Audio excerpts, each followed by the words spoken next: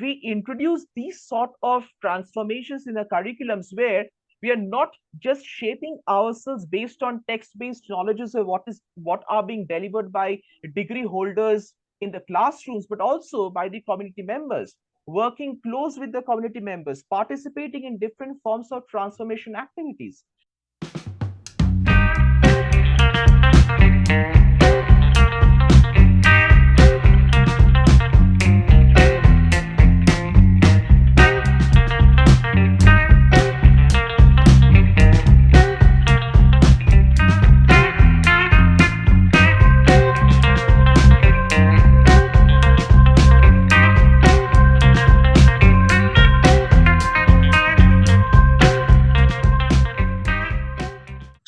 Hello everyone.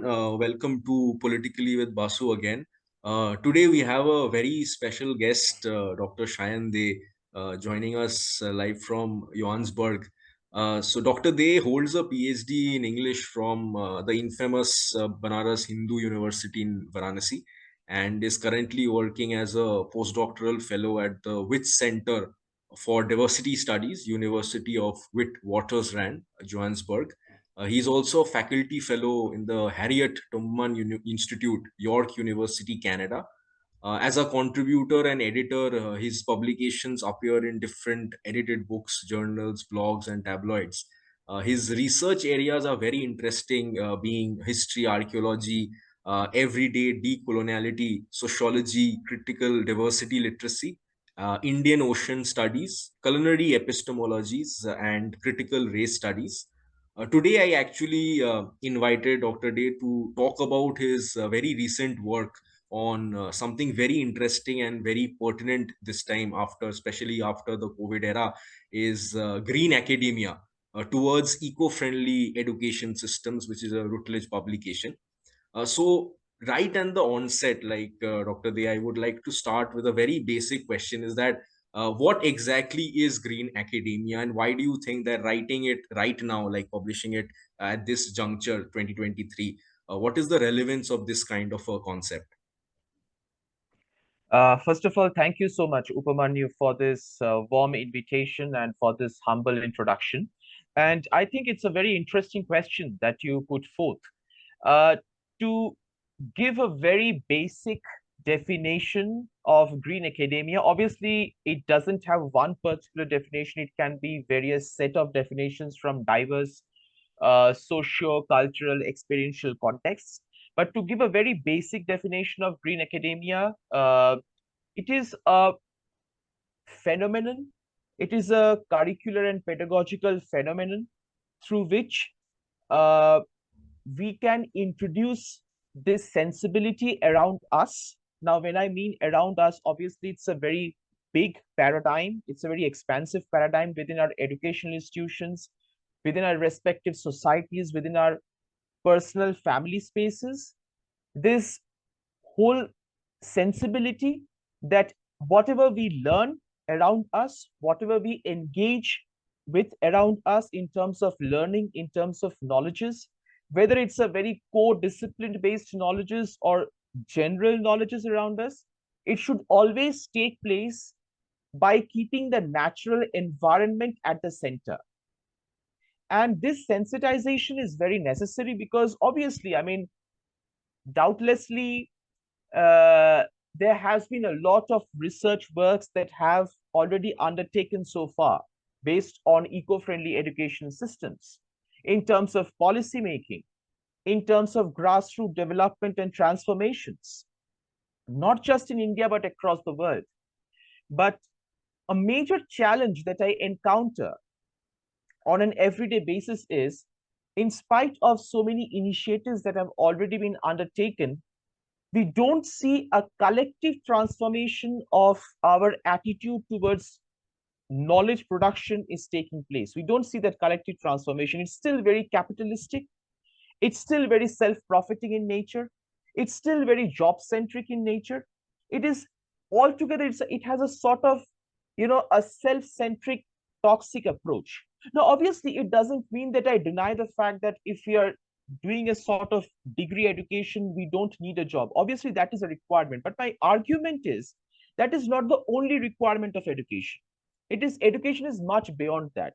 Education is about reminding ourselves our duties towards ecological sustainability in our daily life, which our education system widely lacks. And when I mean by our education system, I specifically mean the Indian education system in general. Obviously, a lot of alternative educational institutions, lot of curricular transformations are taking place. In many institutions, we see they are undertaking very radical pedagogical structures that directly speaks to the question of ecological sustainability. But that needs to happen on a collective basis, and especially with this outbreak of COVID-19 2 years back, I think it's another a strong reminder to us that no matter whatever technological and scientific developments we are celebrating across the world, without ecological sustainability, the simple point is we cannot survive. So these are some of the factors that triggered me to initiate this whole project of green academia. And obviously, I initiated this when I was in Bhutan. I was closely working with the green school education system there, which was a sort of big eye opener for me. So these are some of the factors that contributed towards the structuring of this particular project. Right. Actually, you mentioned Bhutan, and that was like one of my something that was very interesting about your profile. That actually also made me apply to one of the colleges you were teaching there. So, what was like the observation that you felt, that what was specific about Bhutan? Like, since you traveling from, you just I think shifted from back in from India. So, what was specific about whether these green academia, whether it existed back there, or the inspiration came from it? What was the observation there, at least? Yes, so the first thing that struck me about Bhutan is um, this whole country has a 62% of forest cover, and which is a government rule. It's a government norm. You cannot flout that. So rest of the 38% is for everything else. It's for residence, it's for education, it's for business, it's for commerce, for everything else. So this was the first thing that really astonished me, is we are living in a world in majority of the places across the world, obviously not just in India, but in many parts of the world. What we are basically doing is we are clearing the natural forests, then we are building artificial green spaces, which is very controversial and problematic. And then we are trying to tell to the world, you see how concerned we are about the natural environment, that we are clearing the natural forest, we are building natural parks, we are constructing huge buildings, and then we are building urban green spaces, the UGS stuffs. Now, amidst in such an era, and we call it as a sort of development, we call it as progress, we call it as smart thinking, and we use different various other forms of very colorful adjectives and very colorful phrases to defend the sort of crisis that we are creating on a daily basis. In such an era, Bhutan has the courage, Bhutan has the confidence, Bhutan has the audacity to think in a completely different way. And for them, nature is not just about plants and trees and life and the beauty of nature. It is much more than that. It is associated with their ancestral knowledge systems. It is associated with their daily life. And whatever is being undertaken in Bhutan, whether you talk of an education system, whether you talk about the spiritual system, commercial system, cultural system, everything is based and centered on nature. Now, obvious, many people might ask the question, so are they enough competitive with the world? Are they enough socially, politically, financially competitive with the world? Yes, they are. You see, it is functioning well. The country has functioned well, and their green education system has already made a global impact across the world. If you look at their green education system, they're right from the childhood days, they generate this sensibility amongst the children that whatever you do, whether you're talking about development and progress, nothing can take place at the cost of nature. Everything should take place by keeping the nature at the center. And which is absolutely fantastic. And how it gets reflected and practiced, it gets practiced through their in terms of their curriculums, in terms of their pedagogies, which are not just restricted within the classrooms. which are not just restricted within the textbooks, but it moves beyond. If a child, for instance, is learning about organic fertilizers in their science books, simultaneously, they also practice organic farming inside their school campus. That is how they learn. That is how they're confident of what they are doing. So this is one small of many other examples that how this hand-on learning technique is being applied in their life on a daily basis. And that is how they're convinced on a daily basis that nothing exists at the cost of the natural environment. Every knowledge system emerges out Right. of the natural environment. So whatever we do, we need to make sure that we protect, preserve, and love the natural surroundings that we have around us. Right. Like while you were saying, I was just thinking that with respect to Indian education systems, what are like you already mentioned that there are some examples where alternative education model exists. But like what kind of examples do we see in India at least closer See, I mean, to? alternate, yes. I mean, in terms of, see, alternative educational systems, like, I have mentioned a few as in my book, like Sarang School, then Barefoot College, Sarang School in Kerala, in the Attapadi district of Kerala. We have Barefoot College, which is based in Rajasthan. Then we have Bhumi College, which is based in Maharashtra. And there are several other such radical institutions and communities that are composed of not only degree holders but also the village community people who have learned from their very childhood days, from their experiences, not through their degrees, uh, to engage with mainstream educational spaces and generate this sensibility that how can we redesign our pedagogies and curriculums by making sure that we take into account the knowledge systems as daily produced by the natural environment. So this is something.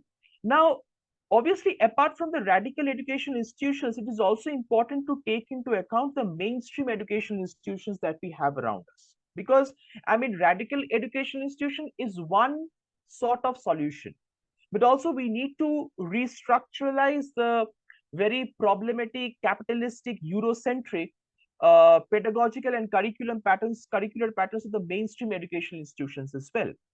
Now, obviously, I mean, from the old days, we know about the Vishwabharati University, where since the time of Tagore, the whole paradigm of education and learning was centered on the natural environment. Apart from that, we also have in West Bengal the Pathu Bhavan School as well, which also is an exemplary example of this very alternative sort of pedagogical teaching and learning patterns out there. But apart from that, what we also see is a lot of new universities are coming up in India, where we see that they're trying to make sure as much as possible that uh, their syllabus and their teaching and learning patterns speaks directly to the question of ecological sustainability. And in what ways they do that? They not only indulge in terms of classroom teaching, but also at the same time simultaneously, and it is a very much an integral part of the curriculum. For instance, students, it's a part of the student project. Students get graded based on the performances in those projects. So it's like a not an optional thing, it's a must-do thing, that they go to the nearby village communities and they interact with the village community people. They learn with the village community people. They utilize their knowledges back into their curriculum spaces, and that is how they are developing. Now, this is very important because what capitalism, I mean, apart from a lot of problematic things, what capitalism has taught us is that only if we have a lot of degrees, only if we have a lot of certificates, only if we have a lot of accreditations, then only we are enough qualified to speak on a particular topic. But if you don't have degrees, if you don't have enough certificate based recognitions, then you're not qualified. And this is how very systemically and systematically the indigenous knowledge systems were erased. That is what once the colonizers did in terms of physical colonization. And today what we see is capitalism, a reconfiguration of a different reconfiguration of colonization is doing the same thing today as well. So that is why this is how the knowledge systems, the knowledge values of the indigenous knowledge keepers, of the ancestors, of the community elders have been erased, have been silenced. And now when we introduce these sort of transformations in the curriculums where we are not just shaping ourselves based on text-based knowledges of what are being delivered by degree holders in the classrooms, but also by the community members, working close with the community members, participating in different forms of transformation activities like agricultural activities, educational activities in the rural areas, then entrepreneurial activities in the rural areas, and encouraging and not just imposing our ideas, but encouraging them to use their cultures, their cultural values, their talents, their capabilities to come forward. So when such sort of transformation activities are taking place, I think this is something which is encouraging. And it is now being undertaken by many universities across the country. Obviously, we can't expect a result just tomorrow. Maybe down the Right. 10 years, 15 years down the line, we will see massive transformations. But this has to be undertaken by many more universities in a collective way. So, like right now, with respect to since we are in the topic of the Indian education system, like even in your book, even right now, like when you are comparing it with examples like Kenya, so what different observation is coming from a completely different country altogether? Bhutan, we can still say that fine, we have a South Asian heritage or some commonality, but with respect to Africa, what are the kind of observations you are coming up with? I mean, one major reason why I have done a comparative study with selectively with the Green Belt movement in Kenya and the Maori education system, the Kaupapa Maori education system in New Zealand.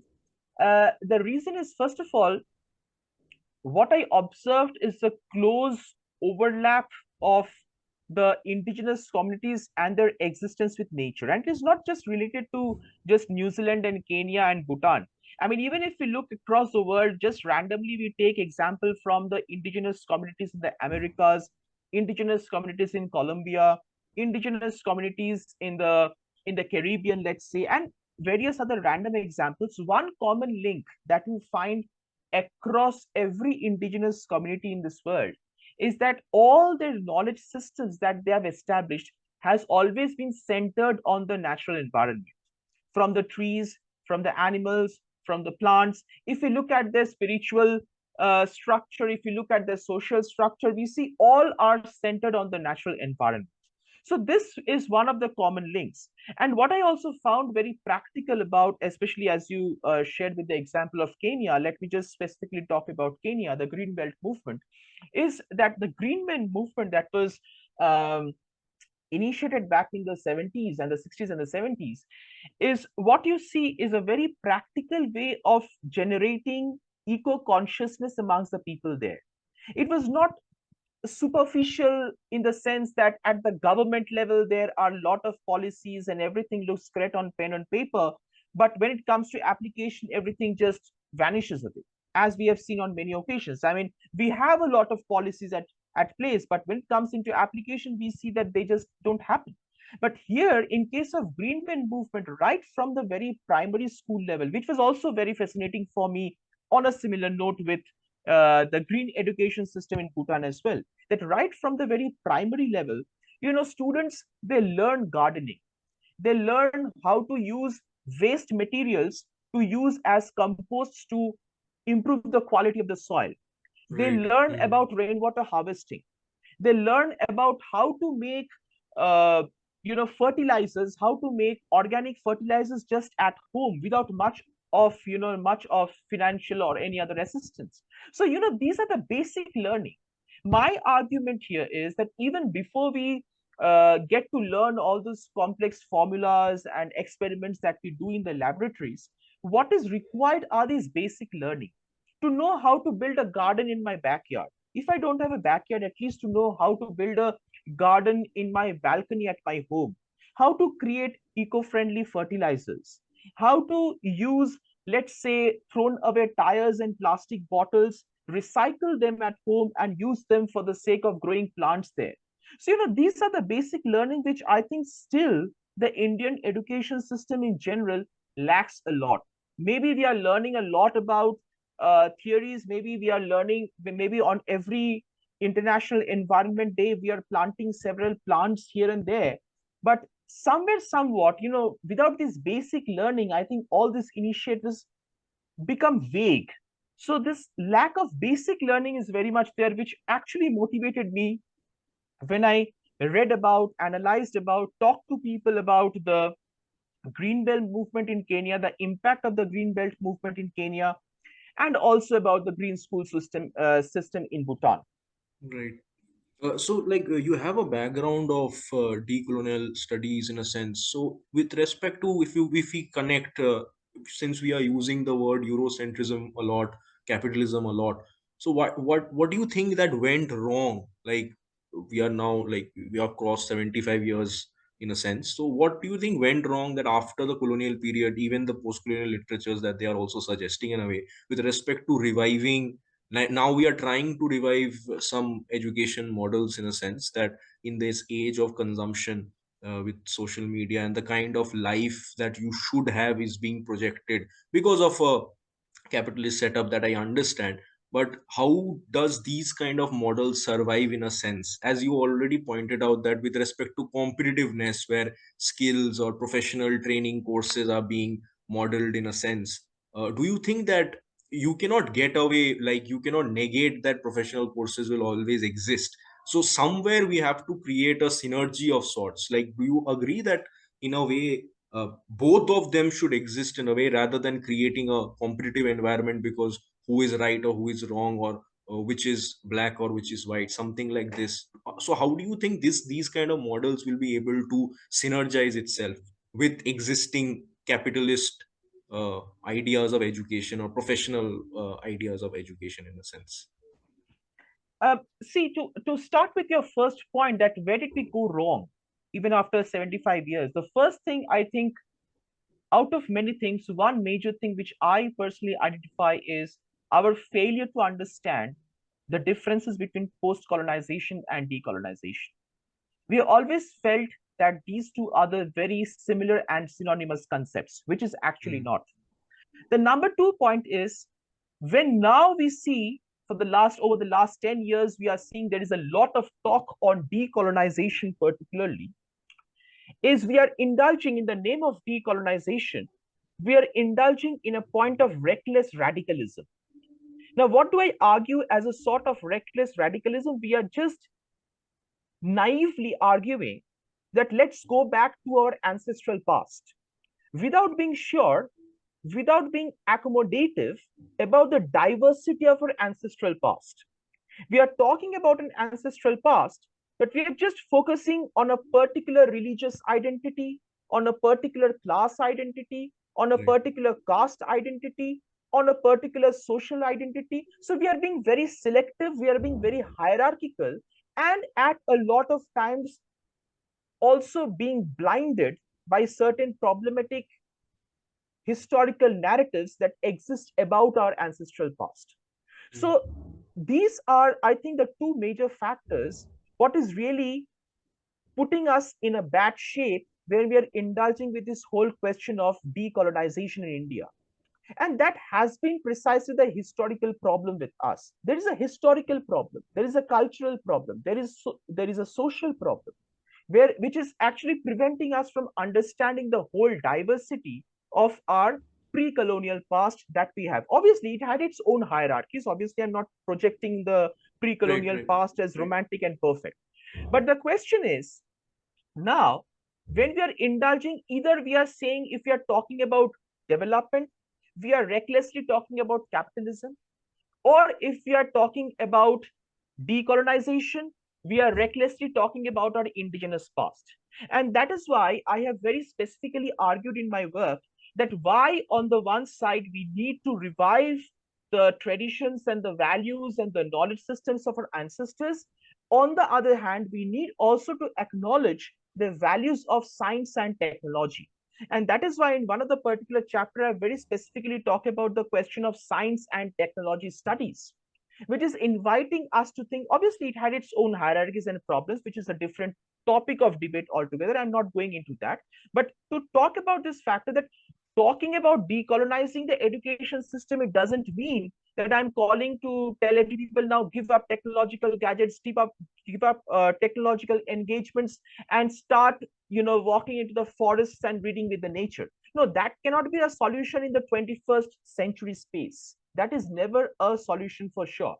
What we need is, instead of generating these hierarchies, we need to generate an archipelago of existence, where we have differences, we have different elements which coexist together, which collaborate with each other without trying to overpower or overcome each other. So that could be a sort of solution, and that is possible. That is practically possible as well, where we try to understand the positive elements of technology, but we don't overindulge with them. We try to understand the positive elements of the indigenous ancestral knowledge systems, but we don't romanticize and overindulge with them, because this romanticism and overindulgence is what leads to a lot of problems that we're encountering today. Because overindulgence and romanticism prevents us from questioning, prevents us from being critical. So if we can keep these two things aside, we will see a lot of things is becoming easier for us, where we are able to very smoothly interweave the positive, impactful values of the ancestral knowledge systems on the one hand, and we can also bring in the positive, impactful values of technologies on the other. Right. Right. I was trying to wrap up with the last question, that what is the future in a sense with respect to research aspects in green academia? Where do you think with respect to someone, since some of my colleagues are also working in alternate education systems, so we have these conversations back in our university as well. Being a private university as well, I think it's very, I feel a bit proud to mention that, well, that even in our some of our curriculums, so what we are trying is that we are trying to map it with the SDGs in a sense, and trying to analyze that with respect to pedagogical changes also, that what if we can break the structure of a hierarchical church centric classrooms, and trying to create a much more accommodative space where there is dialogue in a sense. We are trying to do it in our own small capacity, since maybe because it is a new department, we have the flexibility of doing it as well. Being on a younger age bracket as well, we are filled with ideas, so it becomes easier. So my last question is that with respect to, like, we understand that there are new universities which are coming from the private realm, and you have a public sector university which are the central universities, and in essence, like in any other organizational structure, it becomes more difficult to kind of change things in a public setup now from a central university or a state university point of view. So, do you think that the responsibility then lies with these new upcoming private models? But then again, will it be a bit uh, with respect to its placing, because it's also a private entity? Will it be a misplaced kind of a trust that we are holding with respect to education? I don't think at all. I think it is now when we actually, in fact, I will say it's problematic if we think in that way, that because they're Hmm. private universities and they emerge out of those capitalistic reams, it Hmm. doesn't mean that they Right. can't be a part of the transformative system. Hmm. Because it is all a part of transformation, because if we do that, we are indulging into a game of negativity, indulging in a Right. game of negation, where we are trying to say that, okay, this particular set of institutions, they emerge from a particular set of commercial reams, so they don't deserve to be a part of this Right. transformation system. That was actually And one of which, my logics of us asking that, because yes, absolutely. this is something that we also face, especially coming from a private university realm, that there are certain flexibility that we get where we can change curriculums overnight also if we see a problem area. And if something is not working, we can fix it in like tomorrow, if we can say. So that was one of the reasons that I actually asked this question. Yes, you can. Yeah. No, no, absolutely. And the irony to this argument is it is mostly the private universities in India who are actually bringing these transformations at a Mm, very sincere level. mm, You see very, and obviously if you ask me for the statistics, I don't have at this moment, but it is the public universities in this aspect of SDGs are less involved as compared to the private universities in India. right, It right. is mostly the private universities in India who are actively working to, interweave their curriculum structures with the Mm, SDG models and work in a very practical and sincere way. So I totally think that, irrespective of being a public and private university, instead of indulging in these problematic differences and hierarchies, it is important for all of us to come together, join hands with each other, and work in tandem to ensure that whatever transformation models that we are doing at our respective contexts, whether it's a social, cultural, or geographical context, it needs to happen together. Maybe we are based in different spaces and different points of time, but we need to think together in our respective ways to bring these collective right. transformations, because we need to co-design collective models of transformations. We just can't sit at individual places and try to tell people that we are better than the other. It is Mm, important we come together, we face the challenges together, and we bring a solution together. right.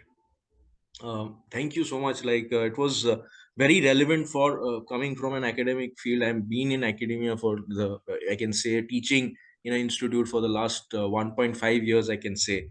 So for me, it was like very enriching as an experience. And we do talk about a bit of these things about how we can change certain things in this system in our own domain with some of our faculty members.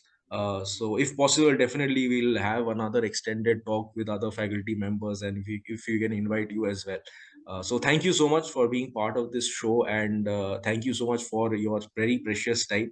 And hope to stay connected in a way.